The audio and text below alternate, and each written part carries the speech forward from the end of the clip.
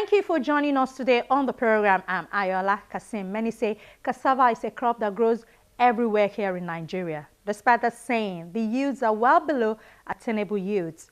The question is, what are the farmers doing wrong? Today on Earth Fowl, we will start from the farm of Mama Sifawo in Ibadan. Just stay with us. For 28 years, Mama Sifawo Safiu has been farming in Alabata, a settlement in Akinyele local government area of Oyo State, southwest Nigeria. She grows cassava, vegetables and maize.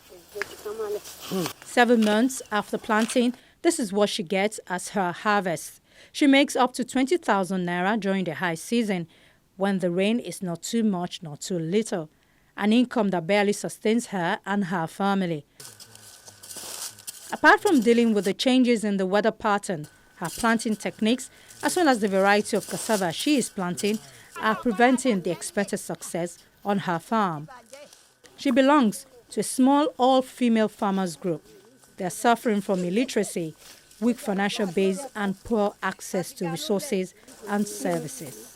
Distribution of materials to those farmers at local. Aziz Drojaye, a cassava grower and who was once an extension worker within the Akinyele local government area, advises the farmers on better agric practices. His frustrations is that many farmers here need more help than he could provide. For instance, the female farmers still use local varieties that has been known for its low productivity level. Meanwhile, there are about 46 improved cassava varieties in Nigeria. In sub-Saharan Africa, cassava is mainly a subsistence crop grown for food by small-scale farmers who sell the surplus. It grows well in poor soils with limited labor requirements.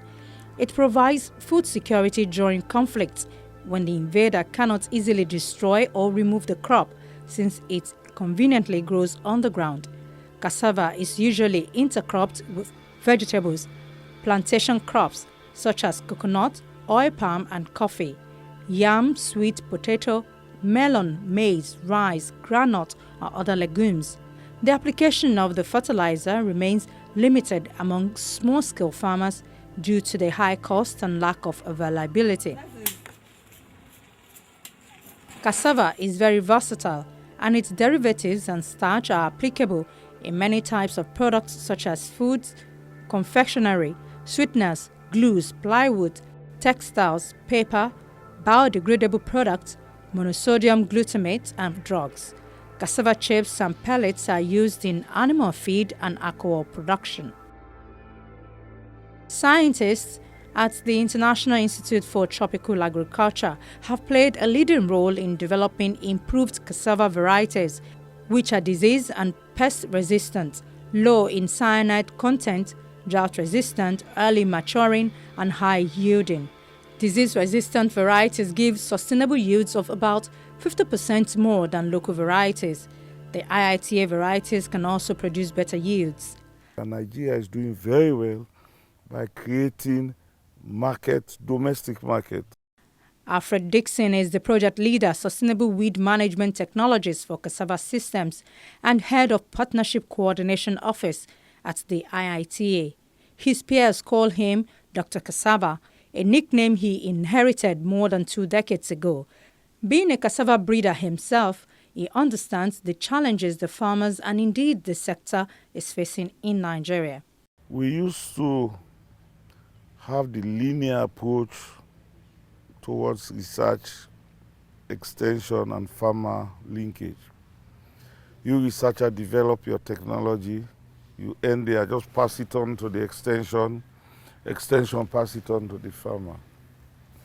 And we've been doing it for the past 50 years. And where has it got us in terms of agricultural development? In my view, nowhere, because the farmers are even getting poorer and aged. The average age now of farmers in Africa, I think, is about 57. And with that type of system where the farmers do not have new knowledge or new ways to do things, they keep on sticking to their old ways of doing things in a very subsistent way, we will never get our youths into agriculture. Efforts to transform Nigeria's agriculture have raised the production of cassava to more than 50 million metric tons per year, with several factories now processing cassava to products such as flour, gari, glucose and ethanol. But looking at the yields that farmers like Mama Safiawu are getting, there are strong indications that there is a much higher potential in the country.